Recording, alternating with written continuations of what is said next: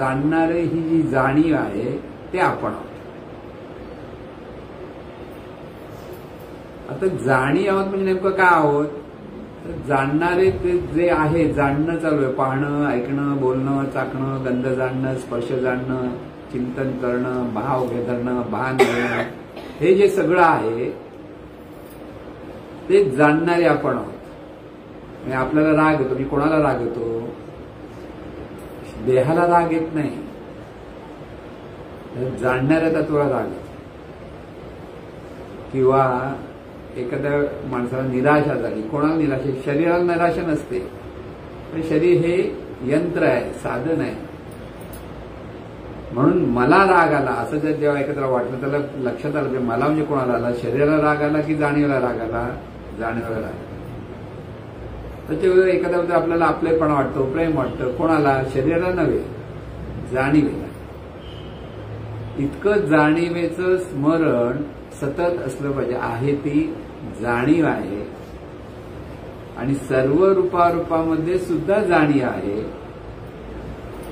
म्हणून जाणते ती जाणीव, आहे ती जाणीव, जाणते ती जाणीव आणि दिसते ती जाणीव. जे जे दिसते तिथे ती जाणीव आहेच.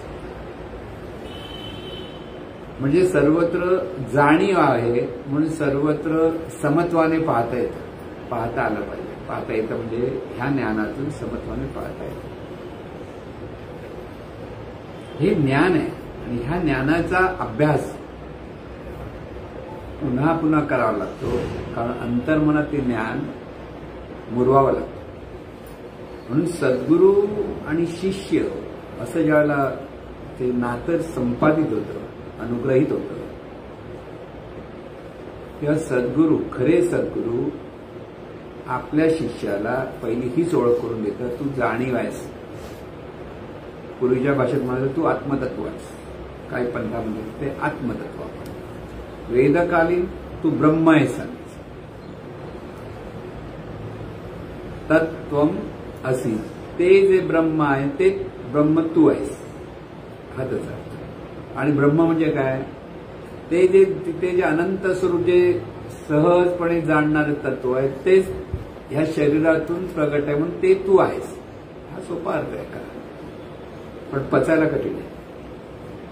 आपण ब्रह्म आहोत म्हणजे जाणणारं तत्व बरोबर वाटतं, पण ब्रह्म आहोत म्हटलं की कळायला कठीण होतं, असं तो प्रकार आहे. पण हे ज्ञान आहे. ज्ञान म्हटल्यानंतर हे पहावे आपणासी आपण, म्हणजे आपण कोण आहोत म्हणजे हे लक्षात घ्या. पहावे आपणासी आपण म्हणजे आपणच